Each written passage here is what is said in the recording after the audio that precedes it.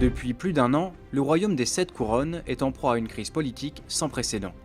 Les principaux clans s'affrontent et la menace d'une invasion se profile au nord et à l'est. Mais au fait, comment en est-on arrivé là?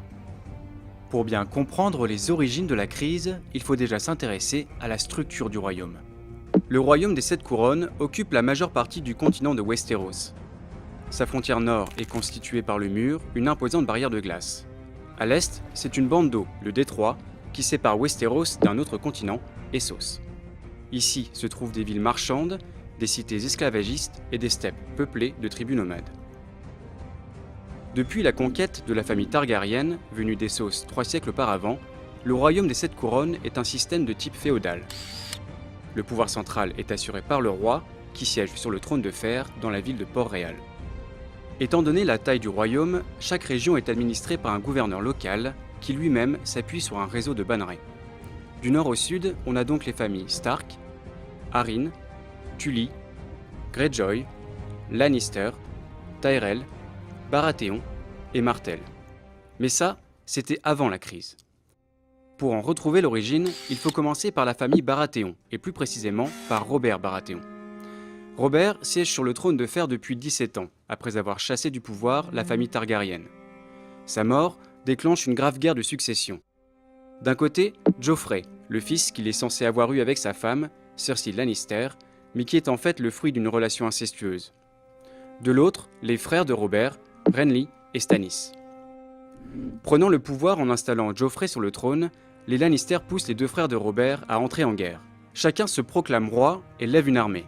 Renly, le frère cadet, malgré le soutien de la maison Tyrell, finit assassiné. Stannis, le frère aîné, mène l'attaque contre Port-Réal et voit sa flotte ravagée par les Lannister lors de la bataille de Lanera. Mais les Baratheons ne sont pas les seuls à affronter les Lannister.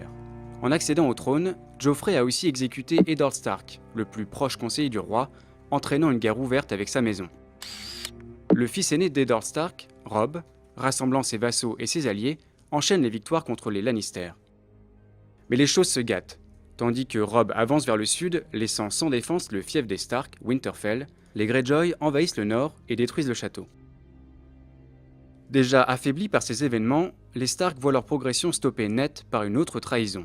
Lors d'une cérémonie de mariage censée sceller une alliance entre Stark et Frey, Robb Stark est assassiné. À première vue donc, les Lannister sont en position de force. Ils restent maîtres des terres de l'Ouest et de Port-Réal tout en confortant leur position. Bénéficiant à présent du soutien de la maison Tyrell, ils négocient en parallèle avec les maisons Arryn et Martell.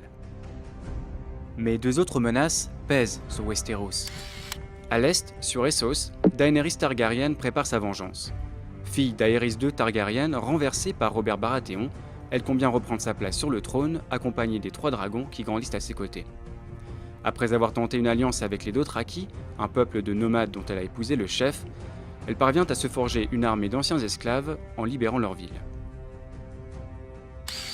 Au nord à présent, de l'autre côté du mur, menacent les marcheurs blancs, appelés aussi les autres.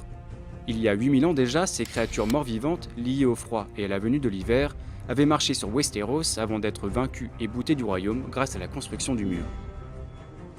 Le réveil des marcheurs blancs a déjà des conséquences. Le déplacement vers le sud de hordes de sauvageons, populations insoumises, qui cherchent refuge de l'autre côté du mur. Guerres intestines et invasions multiples, l'hiver approche sur Westeros.